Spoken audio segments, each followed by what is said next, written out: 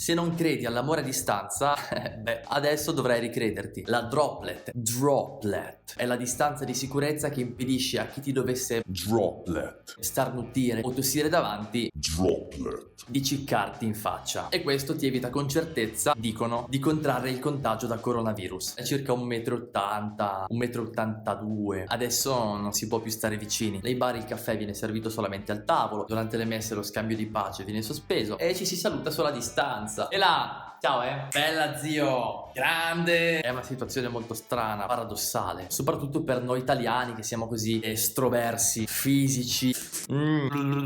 Finché si trattava di una settimana, ok, l'abbiamo presa come un gioco per sdrammatizzare, ma in realtà pare che ne avremo ancora per un bel po', e questo è un problema. E dobbiamo stare molto attenti, perché tutto questo eccesso di igiene e di distanza, se da un lato ci previene dal rischio di contagio, e va bene così, dall'altro rischia di minare un po' la fiducia e la normalità dei rapporti fra le persone. Possiamo davvero fare a meno del corpo, del contatto, dei baci, degli abbracci? Il coronavirus, nostro malgrado, ci sta dando una lezione importante. Il nostro corpo fa parte di noi, è fondamentale. È sbagliato dire che noi abbiamo un corpo, perché noi siamo il nostro corpo. Però una cosa è chiara: se da un lato dobbiamo rinunciare alla vicinanza e al contatto fisico, dall'altro però non possiamo di certo permetterci di rinunciare a ciò che il nostro corpo ci consente di fare, ossia amare. Amare a distanza è possibile? Per forza, non possiamo farne a meno. E quindi carpe diem, ogni situazione è occasione, e se non possiamo amare stando vicini, possiamo trovare il modo di farlo a distanza.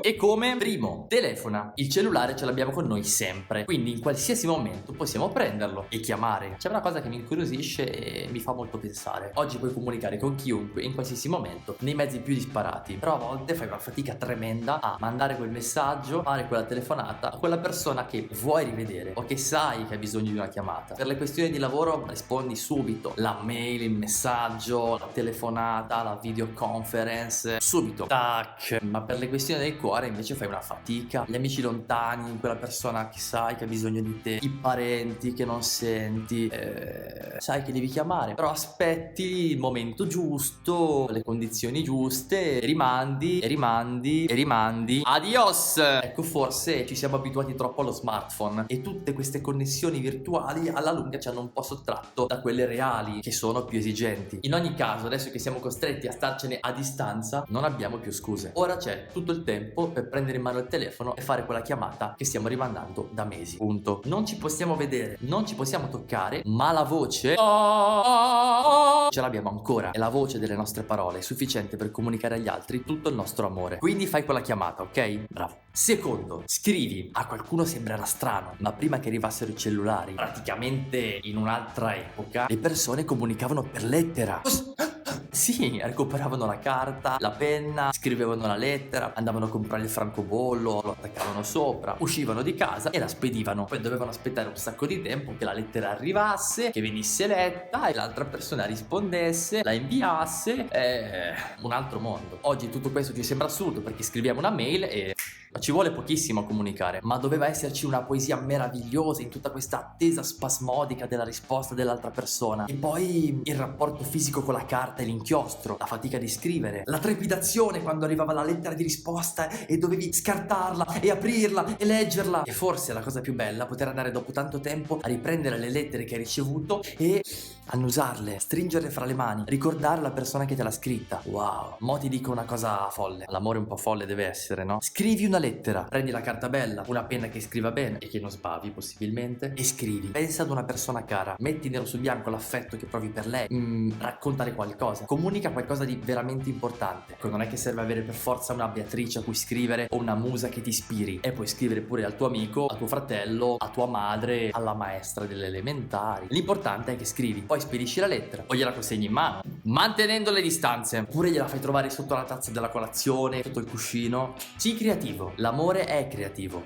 Figo, eh? Terzo, prega. Pregare per qualcuno significa portarlo nel cuore, ed è il modo migliore per sentirlo vicino anche quando non è lì fisicamente accanto a te. E qui non ci sono distanze di sicurezza da mantenere. Pregare è il modo per far diventare una relazione davvero profonda, perché pregando la interiorizzi, la conduci fin nel profondo della tua vita interiore. Se vuoi bene a qualcuno, qualcuno, prega per lui e gliene vorrai ancora di più. Nel credo c'è un articolo simpatico a cui noi di solito prestiamo poca attenzione. Credo in Dio, Padre, Figlio e Spirito Santo. La Chiesa, una, santa, cattolica, apostolica, la comunione dei santi. Ce l'hai? Noi crediamo che c'è un legame che ci unisce al di là delle distanze, un legame spirituale, che non vuol dire astratto. E la preghiera è il modo concreto che noi abbiamo per accorgercene e fare in modo che quel legame diventi davvero significativo ed effettivo, cioè che possiamo sentirci realmente uniti, nonostante le distanze e nonostante la droplet. Se la distanza fisica ci mette a riparo dal contagio del coronavirus, la preghiera è l'antidoto contro la distanza fra i cuori delle persone. Adesso che hai tempo, prega per le persone a cui vuoi bene. È semplice. Quindi, al tempo del coronavirus, è possibile amarci a distanza? Sì! Sì! Non saranno di certo le scuole chiuse o le mascherine o 1,82 m di distanza ad impedirci di volerci bene e di sentirlo e di dimostrarcelo. Non possiamo fare a meno dei nostri affetti. Dobbiamo essere irreprensibili nel seguire le misure di prevenzione contro il contagio e dobbiamo esserlo ancora di più nel modo di amarci. Soprattutto adesso, quando ci stiamo rendendo conto che la normalità dei rapporti e degli affetti ci manca. Il buon Sant'Agostino diceva: ama e fa ciò che vuoi. Però teniamo le distanze.